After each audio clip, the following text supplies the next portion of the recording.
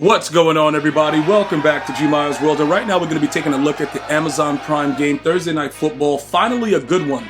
You know what I'm saying? Like, usually these games are garbage, but this one was really good throughout. You had the Seahawks and the Dallas Cowboys at home, and it turned out to be a really, really good game. Now, I'm going to have to go ahead and give the Raccoon Man, Geno Smith, some credit for the way he played. Other than the interception, he was pretty good. Again, I do not trust him. So for me, it's still like, all right, bro, you got a good game. Because you know, in the clutch, he's not going to play well. No matter what happens, I don't care what anyone says. When you really need something from him, he's going to let you down. That's just a guarantee. Until I see otherwise in a game that actually matters, I really have no concern about what he's doing.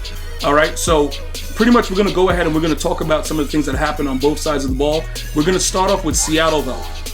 Seattle appeared to have control somewhat of the game going into the half, 21-10, the way that it was working out. You know, DK Metcalf, 73-yard touchdown. He had 3 touchdowns on 6 receptions, which is really, really crazy.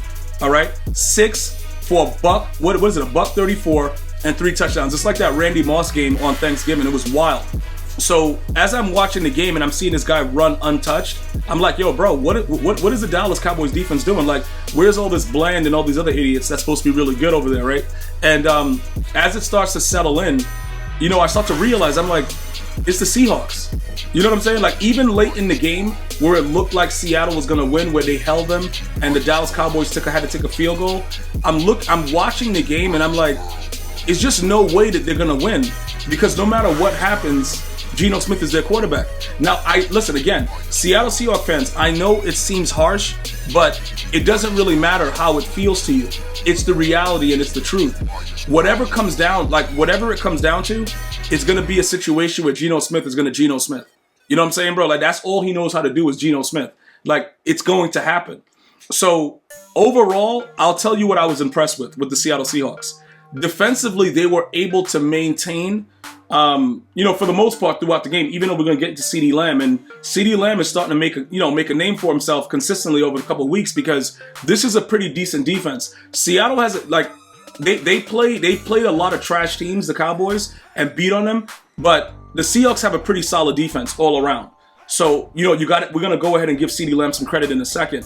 But just finishing up with the Seattle Seahawks, defensively, I think they played well enough against the overpowered offense, because the Cowboys have a lot of weapons, and randomly, somebody will just step up and make a play because they have a lot of talent. One of the dudes that, you know, pretty much like Gallup, you know, since coming back from injury, he's more than likely going to end up getting released or something like that, because he had the 1 target, but he's just fallen out of every rotation.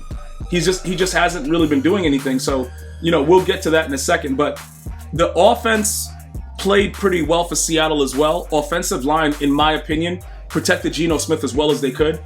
He did have 334 yards. His QBR was 91. His passer rating was 97. So like I said, he didn't play, you know, bad.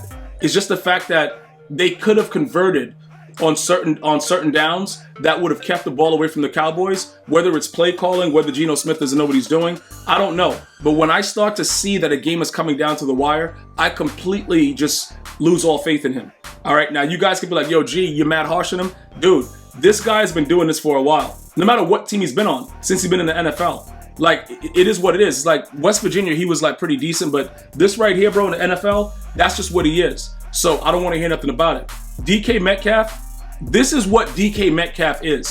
For those of you guys that have been like, yo, some games DK Metcalf doesn't. This dude is the same dude that ran down a dude that was running back a pick 6. That he had a head start and he still ran him down. DK Metcalf is extremely talented. You give DK Metcalf to any quarterback that's halfway decent, and this guy is a monster. Okay? He is an absolute beast, and I love the way he plays football. He's physical. Earlier in his career, though, he couldn't catch, and I thought it was the visor. You know what I'm saying, bro? Like, I was like, yo, this dude is blind. You know, because like Russell Wilson was throwing the ball right to him, he'd just drop it. But it looks like he's understanding how to catch the ball in different circumstances. Sometimes with his body, sometimes with his hands. And he obviously, we know he's super fast. So that's the one key thing that makes me know that this team is dangerous. The Seahawks can come out and score points. Tyler Lockett, he had 8 targets, 5 receptions. He had 47 yards. I don't know what he was doing for the most part.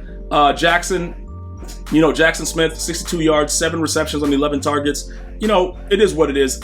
Look, guys, DK Metcalf was the star of the day. You know what I'm saying? Other than him having his touchdowns, Geno Smith rushed for 1, and you had Zach rush for 1. But like I said, you have to commend the fight that DK Metcalf put up. Obviously they lost the game. The Dallas Cowboys are 9-3, and the Seattle Seahawks are 6-6. Now we jump over to the Cowboys. Dak Prescott, right? Like I told you, until he wins a meaningful playoff game, he's gonna get flack. But you gotta give this man credit. When he found Ferguson late, dude, listen.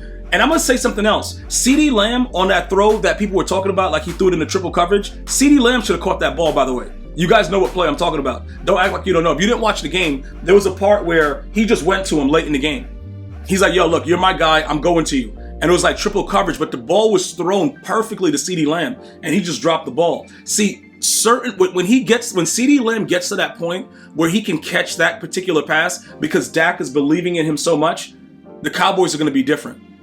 That's the one thing that I'll tell you, bro, from the game that I really picked up on. I don't know if you guys got that too. I was like, yo, you should have caught that. When we looked at the replay, the ball is right there. It doesn't matter that dude's swiping, whatever. If you're that guy, and this is what I'm trying to tell people, because I'm used to Randy Moss, Calvin Johnson, T.O., Jerry Rice, all these dudes that just made spectacular plays, we expect that from these athletes. We expect that. And that's what we're starting to realize, that people get a little bit more leeway. If you're a star player, you're a star player. He should have made that catch. And I don't care about, a lot of quarterbacks throw in a triple coverage, but they believe in the receiver. And CeeDee Lamb is starting to get that type of attention to where he's that star guy. He has to make that catch. All right, that's one of the things I wanted to make sure. Now, Dak Prescott played extremely well. QBR 75, passer rating 115. What I want to say about him overall is that if he doesn't win this game, you're going to give this guy hell, right? Everybody's going to be going, yo, Dak Prescott, he's trash, whatever like that. You got to give him some credit with the way he ended this game. They could have folded. The defense was playing well on the Seattle Seahawks side of the football, so he could have easily folded. It isn't a situation where it's like, all right, it was guaranteed. He made that play. People have to say to themselves, you know what? That guy deserves some credit for that. That guy deserves some kind of, respect for making that type of play, because honestly, with everything that was going on within the game, it was very likely that he could have tried to force it to CeeDee instead of Ferguson on that play. He could have tried to throw it to Cooks. He made that late play, and that shows growth within him. Now, just hear me out, right? With the way that they're playing right now, Seattle Seahawks defense compared to the Niners and the Eagles is completely different. They know how to play the Cowboys. And with the way that that's going to turn out when they play them again in the playoffs late, I'm not really sure what's going to happen with that. Because obviously the Cowboys have the Eagles again. I think that that's going to be the test that we have to really see. But this was a good, solid win for the Cowboys. Because this was one of the times where I was like, yo, this defense, they can play with them. They can actually get physical. And you can say whatever you want to say about Pete Carroll. He's an idiot. All the stuff that happened in the Super Bowl. Russell Wilson throwing a slant to a bum. You can say whatever you want.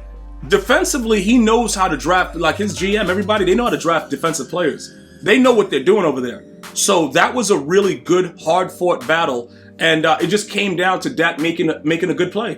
That's ultimately what the game came down to. So Tony Pollard had 68 yards on 20 carries. Bro, he's going to have to start getting over a buck. I'm going to be honest with you. If he don't start averaging over a buck, dude, it's going to get really nasty for the Cowboys soon. He better start doing what he has to do. Because the playoffs are coming, bro. You got 20 carries. 20 carries has to be 100 yards. I don't care what anybody says. That's a lot of carries.